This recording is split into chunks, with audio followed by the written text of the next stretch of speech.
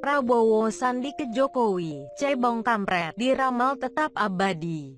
Polarisasi atau pembagian dua kelompok masyarakat yang berlawanan dinilai akan tetap menguat meskipun Prabowo Subianto dan Jokowi. Prabowo Sandiaga merupakan lawan Jokowi Ma'ruf Amin pada Pilpres 2019 lalu. Pertarungan sengit mereka berujung terbelahnya masyarakat Indonesia hingga muncul istilah cebong kampret.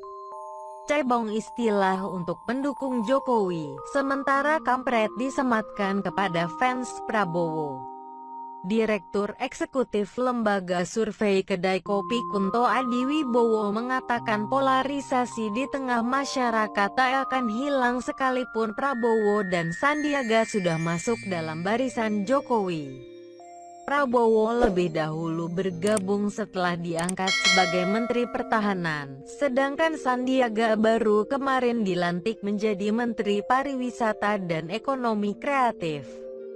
Polarisasi politik di Indonesia bukan berdasarkan partai atau berdasarkan tokoh. Jadi kalaupun tokohnya melebur, polarisasi tetap ada, kata Kunto saat dihubungi Indonesia, Rabu 23/12.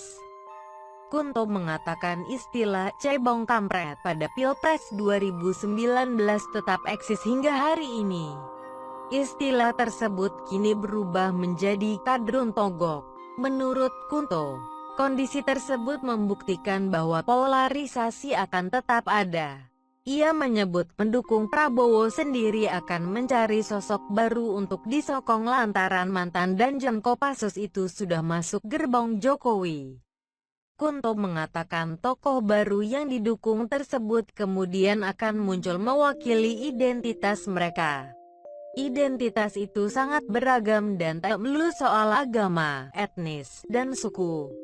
Lebih lanjut, Kunto menyebut polarisasi yang terjadi di tanah air cenderung muncul dengan wujud polarisasi afektif. Kondisi tersebut kemudian melahirkan kecenderungan pihak yang merasa paling benar, sementara yang berada di sisi lain dinilai salah. Polarisasi di Indonesia itu polarisasi afektif yang berdasarkan perasaan, lebih emosional. Karena sudah terpolarisasi secara kelompok, identitas kelompok yang sudah dimunculkan akhirnya memproduksi terus-menerus, ujarnya. Kunto mengatakan polarisasi afektif ini berbahaya bila terus terjadi di tengah masyarakat.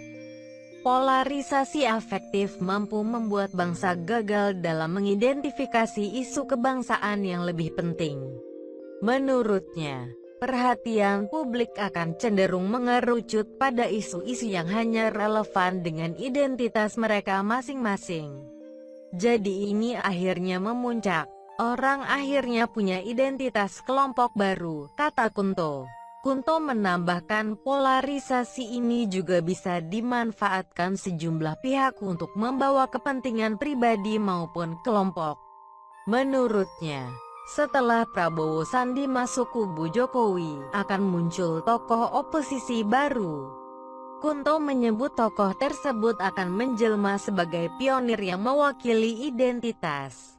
Kemudian tokoh tersebut memanfaatkan suara masyarakat dalam menggalang dukungan untuk kontestasi politik seperti Pilpres 2024. Jadi misalnya melihat ceruk pasar ada kadrun vs togok. Dia akan masuk di salah satu di antaranya. Tidak mungkin kan bikin ceruk pasar sendiri, ujarnya. Prabowo Sandi adalah pasangan calon presiden dan wakil presiden Pilpres 2019.